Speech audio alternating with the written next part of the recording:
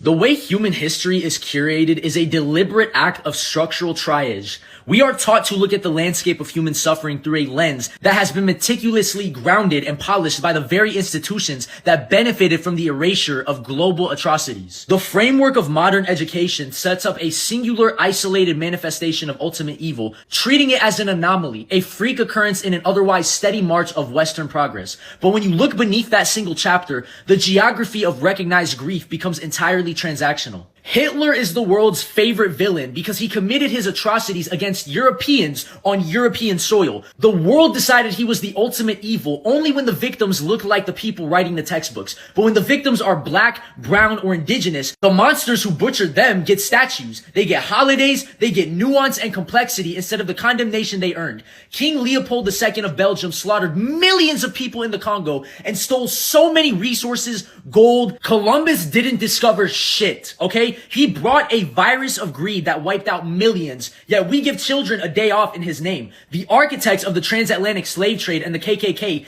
did not just commit a crime. They engineered a 400-year soul-crushing industry that still breathes today, yet their names are buried under the generic label of founding fathers or explorers. Netanyahu can preside over the systemic erasure of a people, and the world calls it defense, while the bodies of children and women pile up in the sand. And it's crazy. Zionists in America and Israel get the benefits of white privileged people, but talk like they are black people during slavery. Who the fuck is oppressing them now? Cause it's not the 1930s or 1940s anymore. Who the fuck is oppressing them? The root of the problem is that Western history is a narcissist. It only recognizes evil when that evil threatens the West's own image. If you're black, Middle Eastern, or indigenous, your Hitler is often the very person the West tells you to admire. You're forced to walk on streets named after the men who raped your ancestors. You're forced to use the currency featuring the faces of people who bought and sold your lineage like cattle. This is the psychological torture of the oppressed. Being told your trauma is not unique enough to warrant its own legendary villain. Being told your trauma is not unique enough to warrant its own legendary villain. It's a way of gaslighting entire races into believing their pain is just a footnote. We really have to acknowledge that the reason these other Hitlers are not in the books is not just an oversight. It is a requirement for the system to keep functioning.